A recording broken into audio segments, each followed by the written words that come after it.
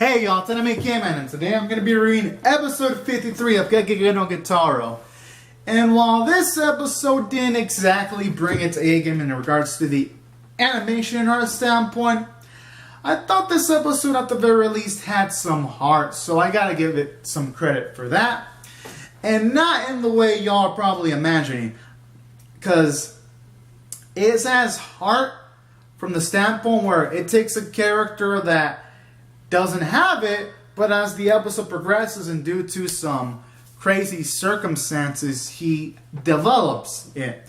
So that's what I thought really made this episode good, because I like how it brings back Charatomi, which we've seen him a few times in the Gegege no Kitarou series. We saw him, I think, in the first episode, and then we saw him somewhere in the Nanashi arc, and he was probably one of the reasons why humans and yokai didn't hit it off pretty well, at least midway into that arc before humans and yokai patched it up. And what I like about this episode specifically is that now we get to see the man behind the camera, because I like how during this episode it shows him fears of trying to find jobs because he doesn't want to be overworked, and I like how stuff like that demonstrates the themes, certain themes in regards to the work culture in multiple places in the world super rough, because people usually, they just work and nothing else. And I like how this episode kind of emphasized that themes, and a person needs a proper balance, while at the same time they show Charatomi fooling around too much. And it has the themes of it's alright to play around and fool around sometimes, but you're going to need to find a stable job eventually, and you can't just be fooling around all the time. And that's why I thought this episode really resonated with me, because it had multiple messages, and it shows both the side of working too hard and the side of not working enough, and it presents it well into a neat little bow in regards to Charatomi. And that's why I thought I did a good job with them. So that's why I thought I did well from a story standpoint. And then when it went to the end, when Charatomi met this OTuber celebrity, and then Charatomi's talking to this celebrity, and the celebrity's like, it ain't as easy as it looks. And he originally only did it because he had a passion for it. And I also like those themes too, with the message of, yes, social media can make you money, but really don't count on that making money for you. You only do it because it's fun as hell to do, and not because you want to. And that's also what I like about this episode, because not only did it have that message, it also had the message of there's no such thing as shortcuts in life. The only really thing you can do is just grind in life.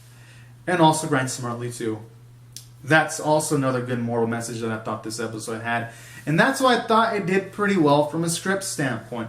And from a character standpoint.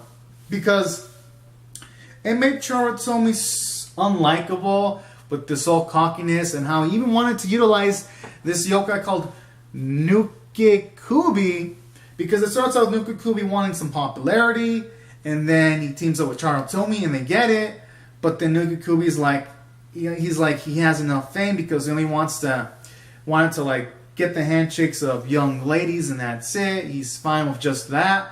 And then you have Charatomi do something shady like get his body and hide it, and then risk the lives of people by hiding the body, and then will it be in a situation where there's two suns in the sky?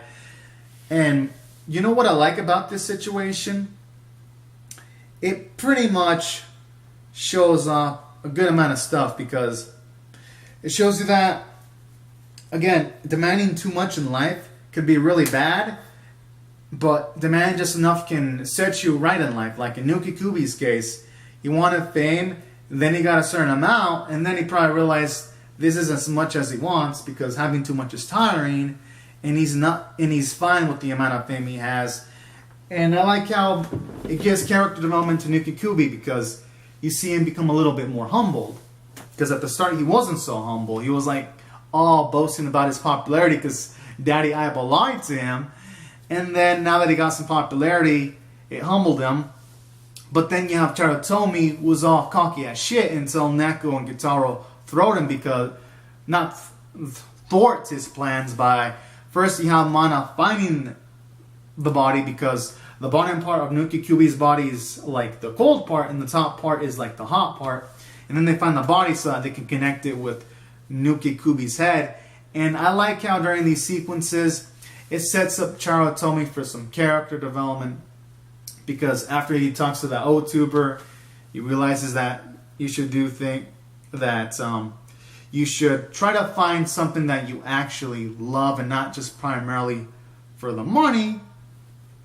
But at this, and I like how this is emphasized when you see him all happy working in a restaurant, showing off that not everyone needs to have a glamorous life in order to live. Sometimes just working a common job that fits your skill sets and that you enjoy can be enough for you to be happy in life.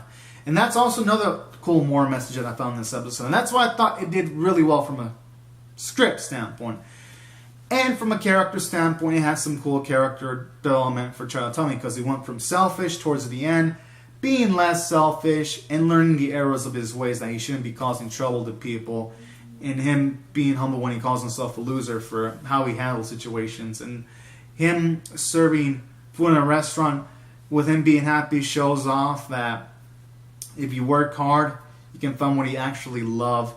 And I'd say really, that's why I felt it also did well from a character standpoint. I'd say really the only slight downside is I wish it would have had a bit more minutes because I'm curious. After the shit he did where there were two sons, you would think that some managers or owners would be like, you know what? Why would I want to hire a guy that indirectly caused forests to burn and that might have caused babies to die because of extreme heat exposure and all of that? But you know what? F it, since it's 20 minutes, it sort of has to go this quick. But I kind of wish they would have gotten rid of the opening and just expanded it a bit more, just to see that process. But I'd say overall, that's just a minor nitpick. Because from a character standpoint, I thought it did well. And really, the only true weakness in this episode was the animation art quality. A lot of dirt faces, and the fingers were pretty off. But on the upside, the preview for next week does look well animated and spot on. And the voice performances were pretty darn good. And overall, I'm going to rate this episode a 6 out of 10. I thought this episode was above average, and I enjoyed it quite a bit. And I'm pumped up to see next week, because next week looks like a hype episode. So anyways, guys and gals, leave my thoughts on Gegege no Guitar episode 53. Comment out your thoughts on the episode in the comments section below. Rate the video, subscribe, and I'll see you guys later if you subscribe for more, because I'm definitely pumped up for more. Alright, thank you all so much for watching, everyone. Bye-bye.